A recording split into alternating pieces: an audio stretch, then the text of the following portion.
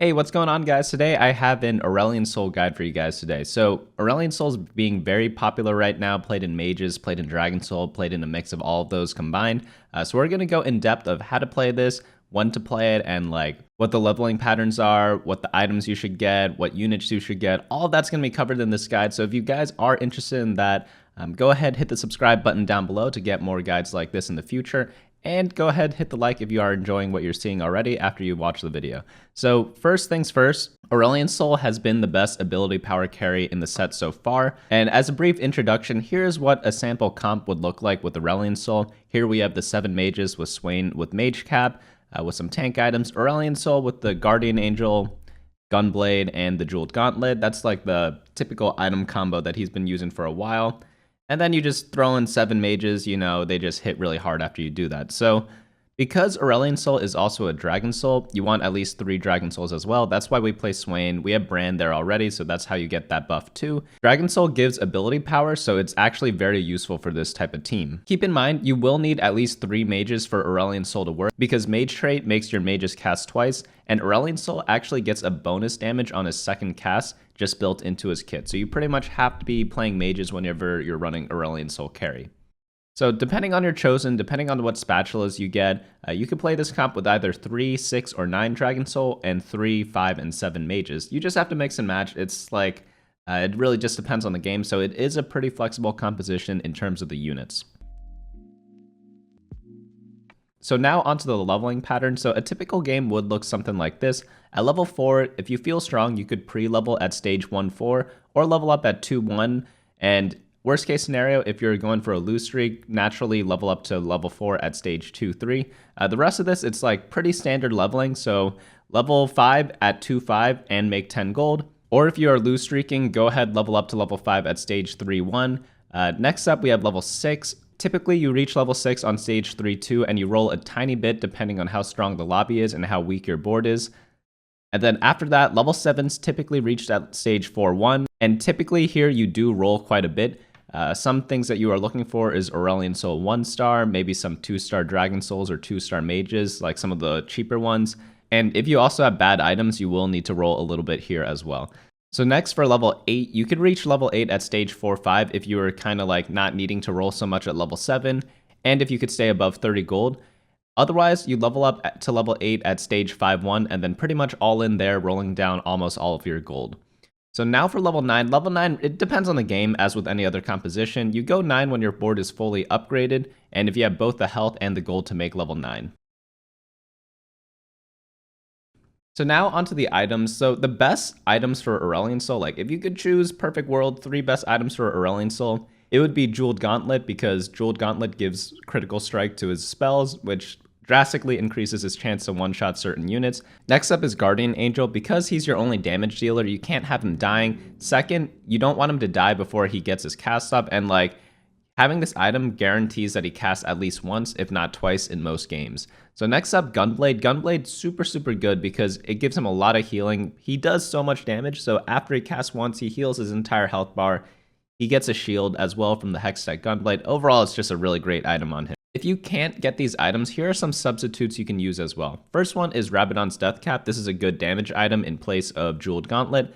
Infinity Edge works if you already have a Jeweled Gauntlet on Aurelion Sol, so you could do something like GA, Jeweled Gauntlet, Infinity Edge. Next up is Giant Slayer. If you are in a lobby where a lot of people have a lot of health, so Giant Slayer is really effective against teams above 1750 health. So these are comps like Brawlers, this is like Warlords, level 2 Swains. It really depends on the lobby. You got to scout to figure out if it's good in that particular game, but it could be used in place of some of the damage items that we listed above. Next up is Handed Justice. So Handed Justice, it gives either 40% damage or healing, and this is really strong because Jeweled Gauntlet and Hextech Gunblade, they do the same exact thing, except they don't have like a 50-50 coin flip, whereas Handed Justice, it's a 50-50 coin flip, but you get the same effect, so it's still really good on him. Next up, Luden's Echo. This one's okay if you are forced to build it. It's not really ideal, but if you needed to build a Luden's Echo early game, you could just slap this on your Aurelion Sol later. Again, not ideal, but it's fine to have. After that, Blue Buff and Spirit Shojin. Again, I'd rather have all the other items we listed above, but these items do make him cast faster, so they are still pretty useful. Also, when you have 7 mages, you have so much damage that you don't really need any more damage after that. If you have 7 mages with like at least 1 damage item, so casting faster sometimes is even more important. Now for some of the other supportish or like other frontline items that you can use that are not on Aurelion Sol, this is for the rest of your team. Ionic Spark is really good. After that, Chalice of Power is really great for buffing your Aurelion Sol, same with Zeke's Herald. Warmogs is good on Swain, Dragonclaw is good on Swain, Bramblevest is good on Swain or Annie. Titan's Resolve, again, good on Swain or Annie. And then after that, some support items like ZZ Rot Portal, Locket of the Iron Solari, Static Shiv, these are all going to be very useful. Redemption's pretty good too.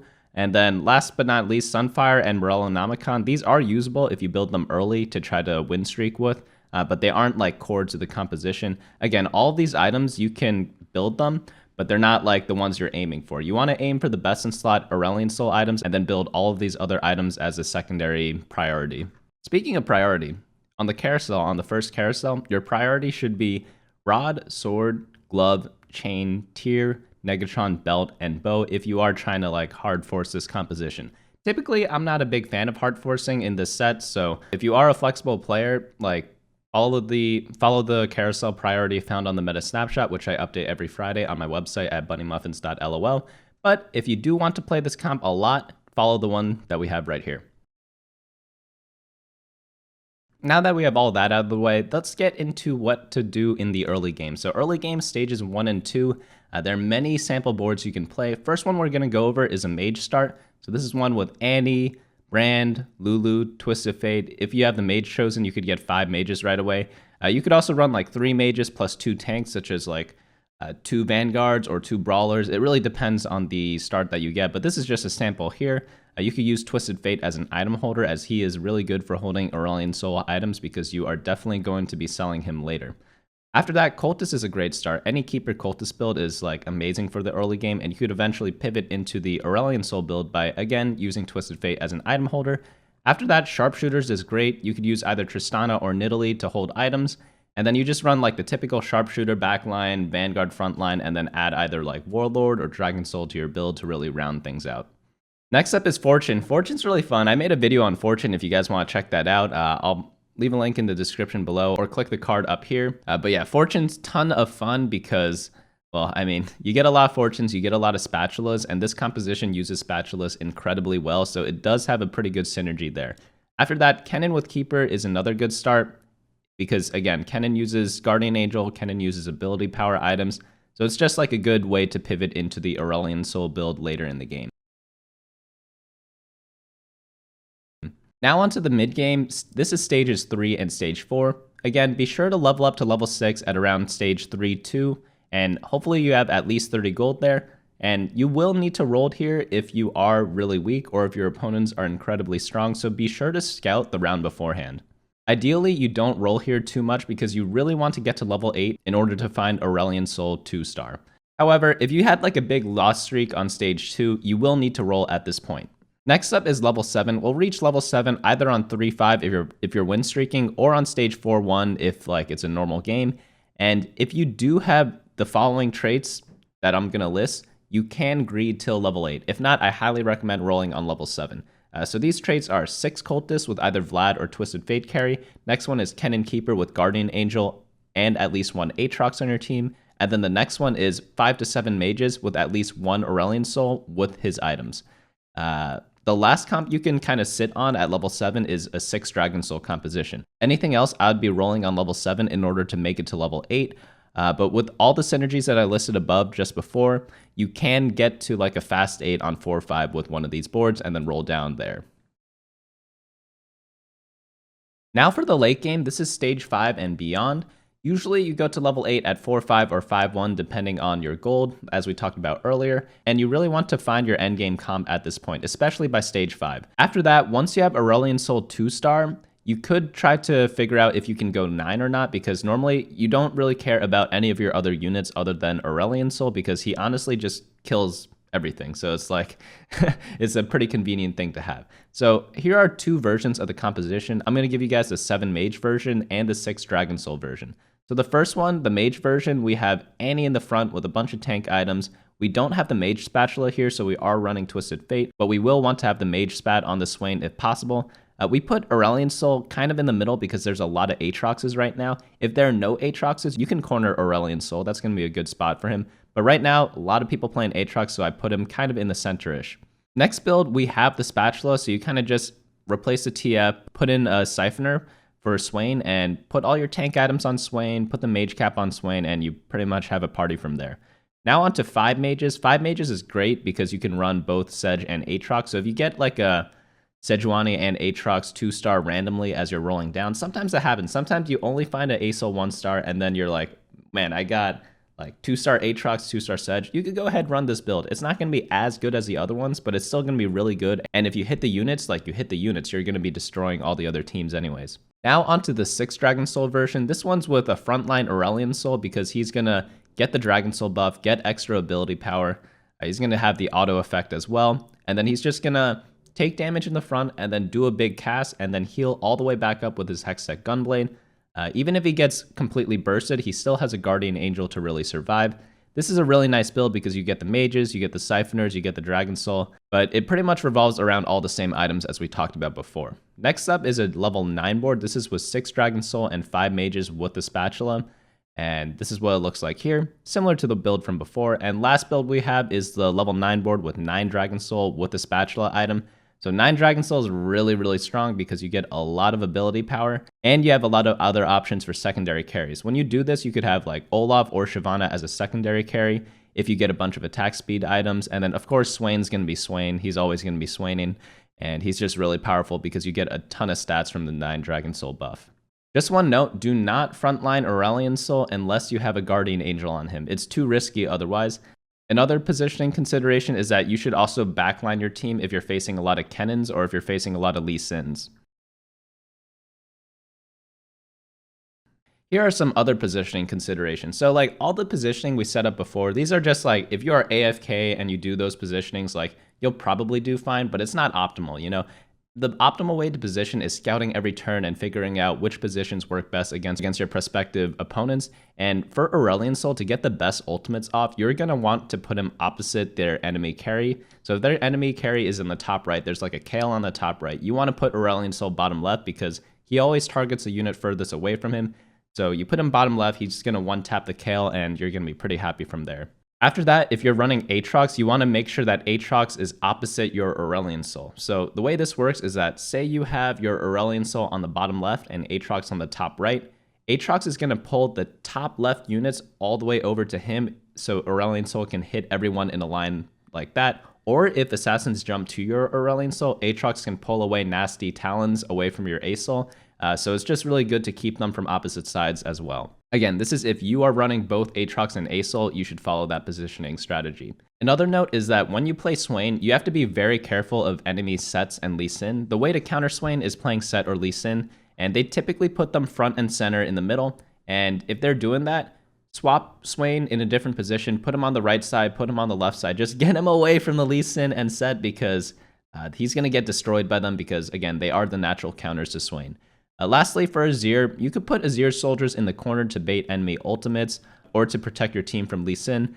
That's why Azir's really played in the composition. I don't know if you guys noticed, but like Azir provides 0 synergies to the team, but we just have him because the soldiers are very useful for this team comp. Now that we have all that out of the way, let's go into some of the counters. So as we talked about before, Set's going to be very powerful against Swain. Lee Sin's going to be very powerful against Swain, or if you get like a 3-star Annie if you're playing 7 mages, Lee Sin kind of counters Annie 3-star as well.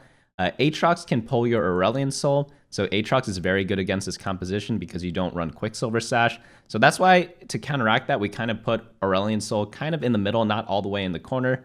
Next up, Shroud of Stillness. Shroud completely destroys Aurelion Sol's cast times. He already takes so long to cast, so it's like, you really need to like avoid getting shrouded. Lastly, positioning really counters Aurelion Sol as well. If you are on the same side as Asol, with your carry, like he's not going to get hit by the Asol. So if you are facing a lot of this build, just put your carries on the same side as the enemy carry. Next up, let's go into what compositions you should pivot to if you're like not hitting the Asols, if you're being heavily contested. I'm going to give you guys a couple of options there. The first one is Kennen Keeper. So you already have a Guardian Angel, you already have some spell power items, you just need to find the Morello to really cap off the Kennen, and so it's just like a very natural way to pivot out of the A-Soul composition. Next up, we have Kale. Kale also makes great use of both Guardian Angel and the ability power items. And then after that, Nico. Again, Nico pretty much uses the same items as Aurelion Sol. So if you ever get like a great Nico start in your roll downs, for example, if you're going for the A-Soul comp and then at level 6, at stage 3-2, you roll down, you find like a chosen Nico, and you already have like a couple Vanguards, you could just pivot into the Nico if you see a lot of other people going for the same build. After that, these are kind of like worst case scenarios. You could go into legendary boards with set carry instead of Aurelion Sol carry. And the last comp, you could do some sort of like Morgana and Swain combo because you are gunning for those champions anyways. Whenever you do use one of these pivots, just keep in mind, like, you're not going to be winning the game, so you're just trying to outlast your opponents.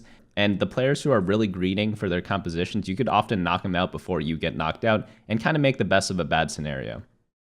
Now in terms of Chosens, I'm going to give you guys the best Chosens. The best one is going to be Swain. So if you somehow make it to level 9 and you are able to sell your chosen unit, Swain Chosen is going to be completely phenomenal because both Siphoner and Dragonsoul is incredible on him. After that, Aurelion Sol is going to be the best Chosen. Either Mage or Dragonsoul works. And then the rest of the Chosen priority, it's pretty much just whoever is the most expensive, either Mage or Dragonsoul unit. So like Olaf would be good, Shyvana would be good. Just run down the costs of each unit and like that's going to be the priority of like how important they are.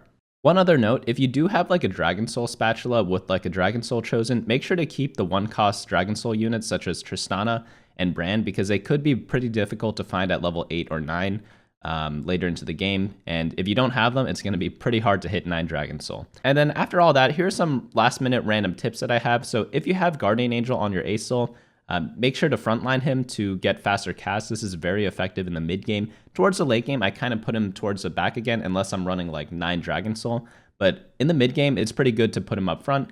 And then if you're kind of like AFK positioning, like you don't want to scout at all, just put your Aurelion Sol in the middle back line. It's not the best positioning, but it's also not the worst because you are avoiding enemies who are trying to counter your positioning. After that, make sure to put random range units such as Brand or Twisted Fate in the bottom left and bottom right corners to act as bait for enemy spells.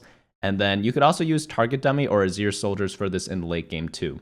Again, it's very good at blocking Lee Sin kicks, which is a huge counter to Swain, for example. But yeah, I hope you guys enjoyed this Aurelion Sol guide, and this fits for either mages or Dragonsoul. Obviously, they do a mix of both because he is both like a mage and Dragonsoul. But if this guide helped you at all in any way, go ahead, hit the like down below, and let me know if you have any questions in the comments. And this guide was made from someone in my Discord at discord.gg/bunnymuffin. So if you guys haven't joined yet already, link is in the description below. But yeah, also check the description for like Twitter, Instagram, and all that other cool stuff. But yeah, apart from that, I will see you guys later.